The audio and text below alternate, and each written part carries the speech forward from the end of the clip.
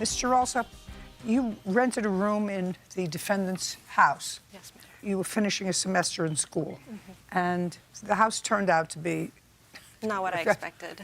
exactly not what you expected, but not in a way that might be considered tolerable, but actually intolerable. And that culminated in a murder that took place in the house, which was committed by one tenant against another tenant that Mr. Walhouse, after you rented a room, according to you, Yes, ma'am. separated, put a bookshelf in the kitchen, which was a communal kitchen, separating the kitchen so that these two men could live in the house as roommates. It was one of those men who killed his cubby mate that caused you ultimately to move. Yes, ma'am. And what you want back is your security deposit and your prorated rent for the month that you had already paid. Yes, ma'am. And what was your security deposit? $420. And on what date did you move out? I moved out on June 2nd. Had you paid for the month of June? Yes, How much? $420.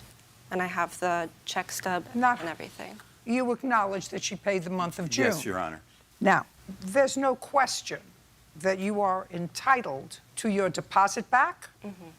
You understand that? You understand that? You can't run a crazy house. You may be able to rent rooms, but you can't run a crazy house.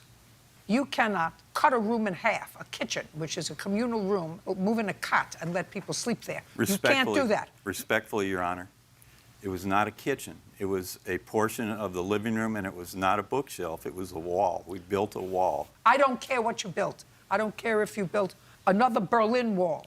If what you're trying to do is stuff as many people in your house as possible to make your mortgage, and that was not what this tenant bargained for, she had a right to move out, especially when she says you also had someone living on the property in a trailer. Yes? And when you had the most people in the house, how many people lived there? 6. How many bedrooms are there? There are 7. 7 bedrooms. Yes. It's a very large house. Do It's you a 3-story house. do you occupy one? No.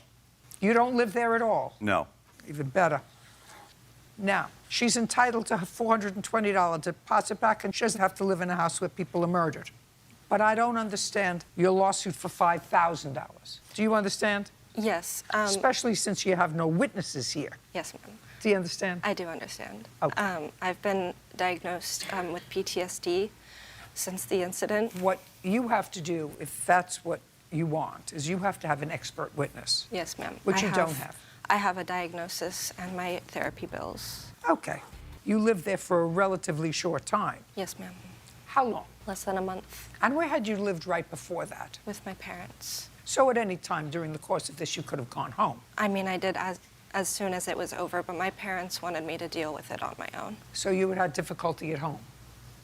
I got it. You don't have to go any further. You have to give her $840 back. Judgment for the plaintiff. We're done.